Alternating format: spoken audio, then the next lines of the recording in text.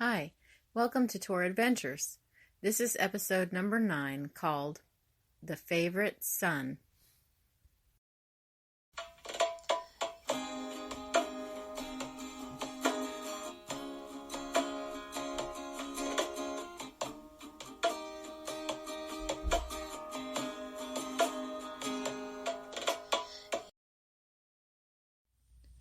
I understand. Well, we'd love for him to have Shabbat dinner with us. You're welcome, Orchid. Okay. Bye. Who was that, my love? It was Orchid. She asked if Ezra could eat with us because she needs to talk to her parents privately tonight. Great. Kaitlin, Ezra's coming to dinner. Really? Great. I want to tell you both a story after dinner. Yes! I love your stories, Dad. I'll go start on dinner. We're having lamb, mixed vegetables, and baked potatoes. I'll help you when I finish washing the car. Okay. And Kate, I need you to go pick some veggies from the garden. Yes, ma'am.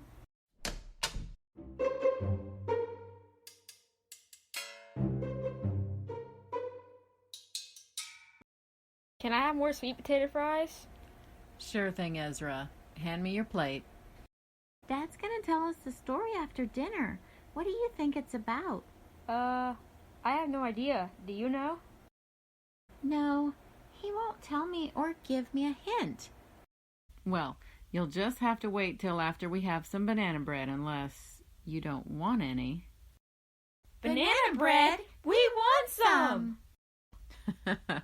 I thought so.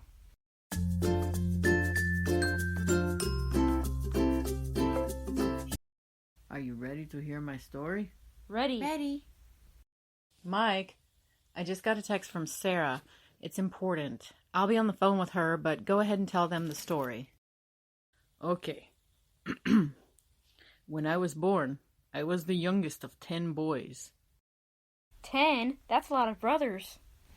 Yes, but in Spain, people have big families. When I was older, I realized that I was my father's favorite son. It's not right to show one child more favor than the others, but my parents didn't know about Torah, so that's the way it was.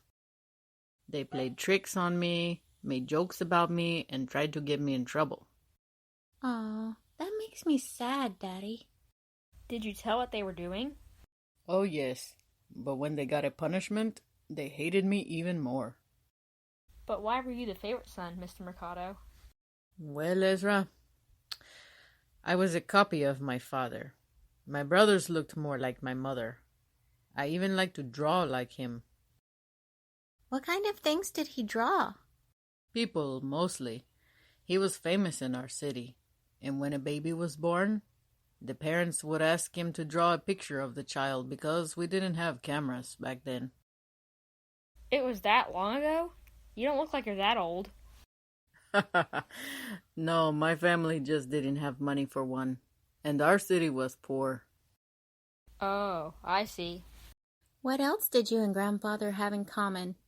Well, we were fascinated with plants. I also was the last baby my mother could have. Were any of your brothers nice to you? There was one, my brother Lorenzo. He was 4 years older than me. One day my father gave me a little goat. He told me to take care of it, so we could get cheese and milk from her. But my brother Alonso hid her from me for 2 days. I was very sad, and when my father found out what Alonso did, he gave me back my goat, and my brother was in a lot of trouble. Ah, that was so mean. One time I had a dream that I was a big tree, and my brothers were birds, squirrels, and frogs. That's a weird dream. What happened in your dream? The birds made nests in my branches. The squirrels lived in my trunk, and the little tree frogs came to hide in me during the day. So you were a safe place for them to live. Well, yes, but I made a big mistake by telling them about it. Uh-oh. What did they say about it? They laughed so much. It was like I told them the best joke ever. Aw, I bet you hated them, Dad. At that time I did. When I was old enough to leave home, I went to work on a ranch, and I didn't have to see them except when I went to visit my parents. Oh, that's good.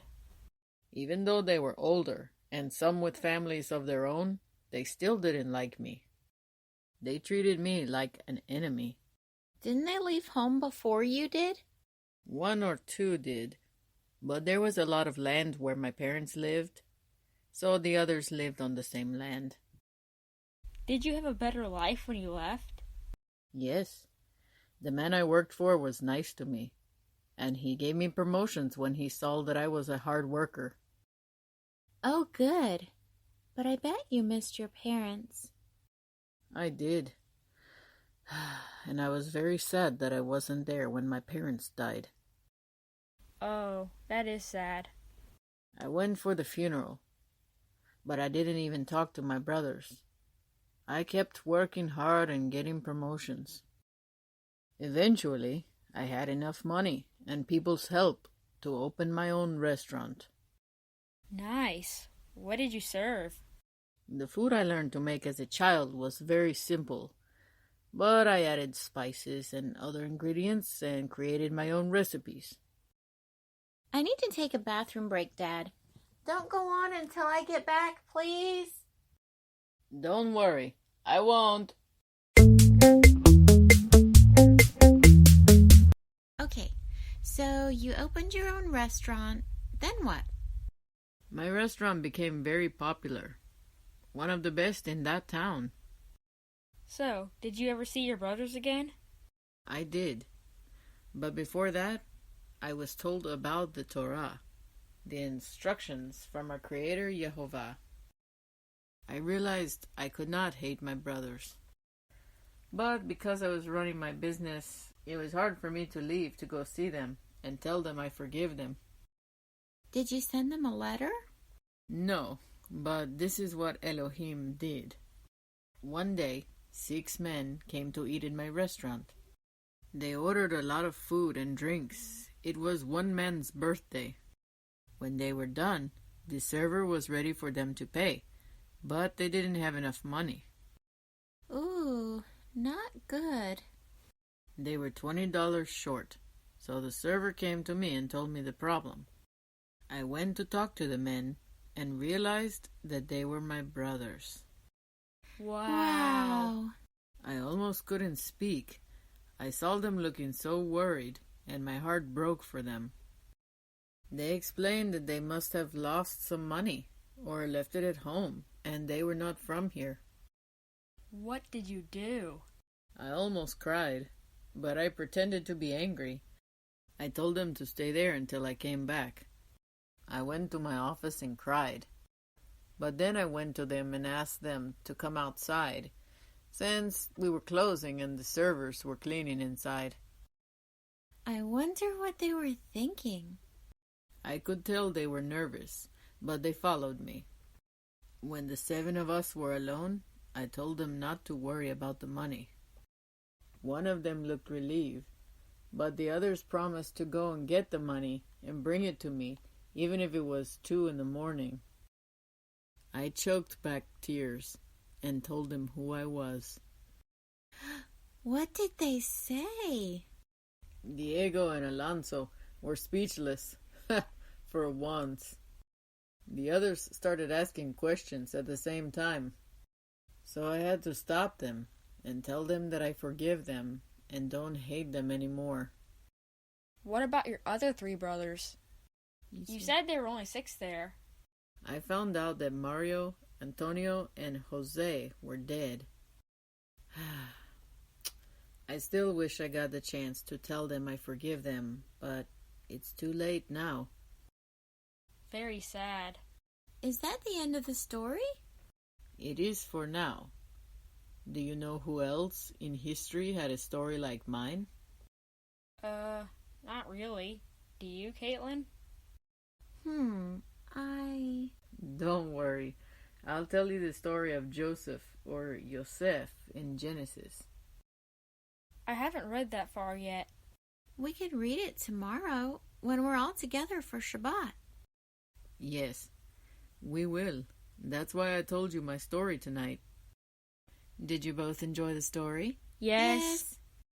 Good. Your mom's on the way to pick you up, Ezra. Thanks for helping clean up the kitchen earlier. No problem. Thanks for the yummy dinner and dessert. You're welcome. Go get ready for bed, Kate. Okay. Good night, Ezra. Good night, Kate, and Shabbat Shalom. Shabbat Shalom. Shabbat Shalom. Shabbat Shalom. Thanks for listening. Don't forget to check us out on your favorite podcast platform, and we're also on YouTube.